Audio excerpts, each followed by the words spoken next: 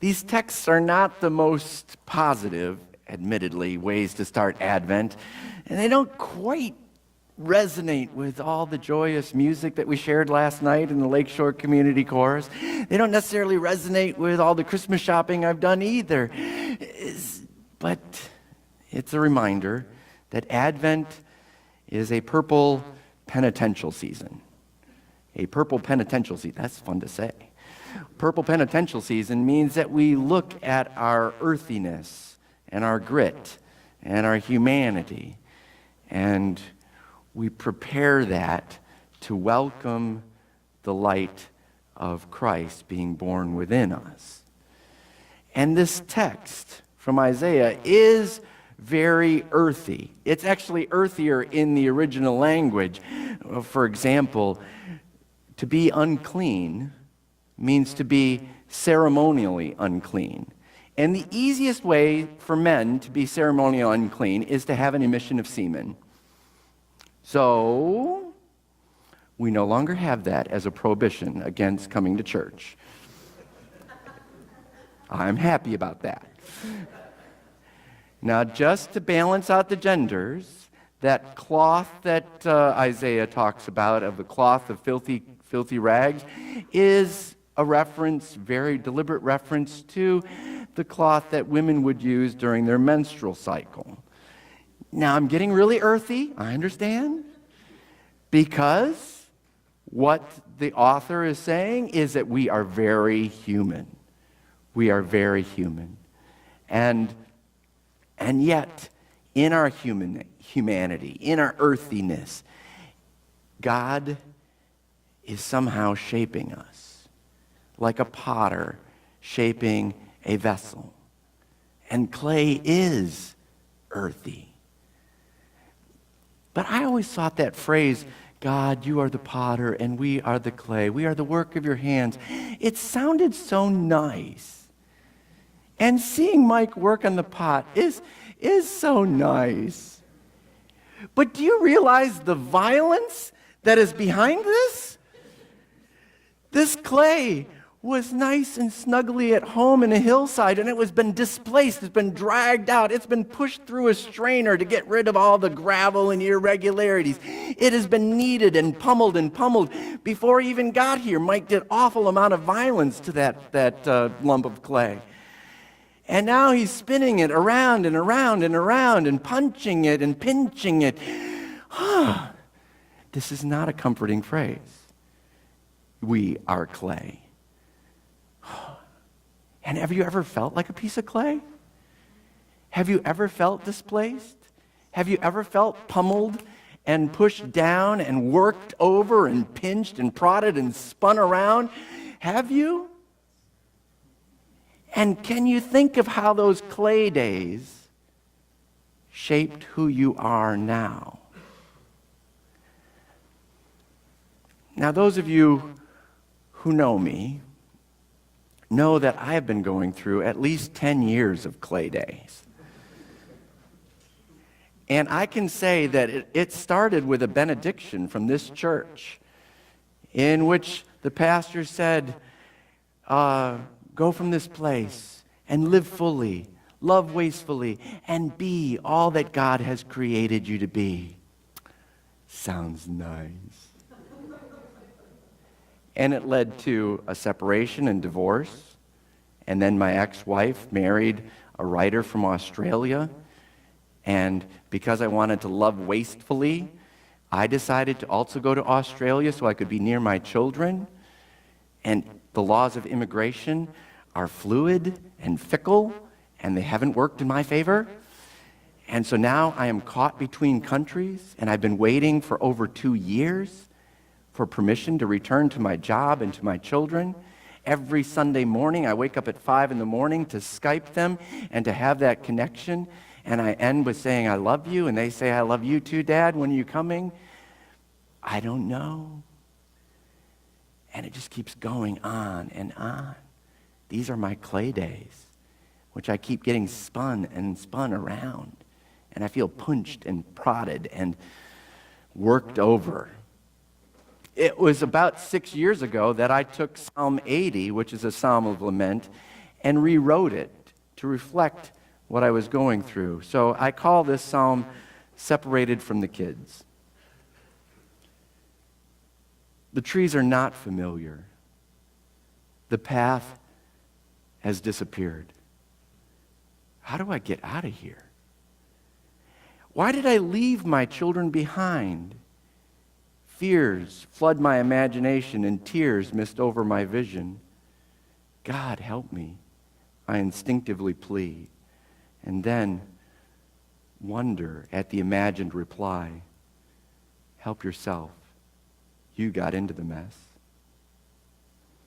A forest of memories close in around me. Honest promises, failed intentions, a chronic hunger for one true kiss, the gift of children, the grief of loss, homeless rubble from economic collapse, a new job, the bad news, a lonely hospital stay, parental judgment, friendly warnings, useless letters of mean condemnation. The way forward has completely disappeared. Still, a shaft of light, sunlight, splits the hollow trunk of a shelter tree. I let the sun warm my face, then following the intuitive direction of a soft wind whispering, this way, back to where the children are, playing, worrying, yet trusting the familiar goodness within this strange wood. My version of Psalm 80. And I wrote that when I was feeling quite lost and displaced 6 years ago. And I'm still feeling that way. Oh, the question is, how long does this potter take to work you over and to spin you around and to rework you? How long? And that leads me to this burning question that I'm sure is on all of your minds. How many Isaiahs are there? No, I'm serious. Don't you all think that? No, you haven't thought about that. Well, then, the question that's on my mind is, how many Isaiahs are there? And why? Why? Because Isaiah is a prophet of hope, one that offers messages of hope to God's people, the nation of Israel, as they understood it in the Old Testament. But there's more than one Isaiah. Biblical scholars have been arguing about it for centuries. Are there 3? Are there 5? Some think there's up to 9. Why does this matter? Because I want to know, how long do these days of clay go on in which we're being worked over until there's a final finished product? Let me go through a really quick history of all these Isaiahs. Isaiah, the first one, 8th century BC, when the Syrian Empire was threatening the northern tribes of Israel and decimating them. And Judah is trying to hold on, and they build an alliance with Egypt. And Isaiah comes forward and gives these messages of hope and confrontation to the political leaders and to the nation, and reminding them of the values that shaped them as a people. It's a little bit like we do on Facebook. Posting little memes to remind our leaders of who we're supposed to be and talk about who we want to be as a nation and encouraging each other with hope. And so Isaiah, the first one, posts up all these messages, and the first Isaiah posts up the message saying, hey, a young woman will conceive and bear a child, and his name will be Emmanuel, meaning God is still with us. And the government will be upon his shoulder, and he will shape a new day for Israel, and he will renew our government. The problem is that new day took a long time coming. In fact, the Syrian Empire faded away as the Assyrian Empire came, decimated Egypt, that alliance fell apart, and then Syria invaded Judah. First Isaiah disappeared in all of this. Second Isaiah comes up and offers messages of hope. Then the Syrian or the Babylonian Empire decides to have a program of deportation and genocide. And the second Isaiah disappears as people are displaced and brought out of their country, and the nation just unravels. And while they're in exile for 70 years, the third Isaiah, the fourth Isaiah, the fifth Isaiah, it's up to 6 or 7, 200 years of Isaiahs. When finally this Isaiah, the Isaiah of chapter 64, has this to say: God, oh, that you would tear down the heavens and come down so that the mountains would quake at your presence, as when the fire kindles brushwood. The writer seems to be saying, God, enough already. Can't you just make the mountains shake like you did at Mount Sinai and we became a nation? When you formed us as a nation of liberated slaves, can you liberate us again? Can you shine with the fire of your presence? Enough shaping the pottery. Would you just please restore us? Now, I want to talk to Micah for a second. Mike, do you ever realize that the clay sometimes gets tired of you? And do you ever sometimes hear the clay almost saying, enough already. Enough, I'm done. And you have this little argument with yourself no, I want to do a little bit more banging on it or a little more spinning on it. And the clay says, no, I'm done. Anybody ever feel that way too? God, enough spinning around, enough being pummeled, enough being worked over. I'm done. I just want to say, this is who I am. This is finished. And then when it's finished, you dry it and do more violence to it, don't you? Yeah, and he says it so nicely. And then the clay is put into the kiln of uncertainty, the fire of uncertainty. And I call it the kiln of uncertainty because sometimes surprises happen in the kiln.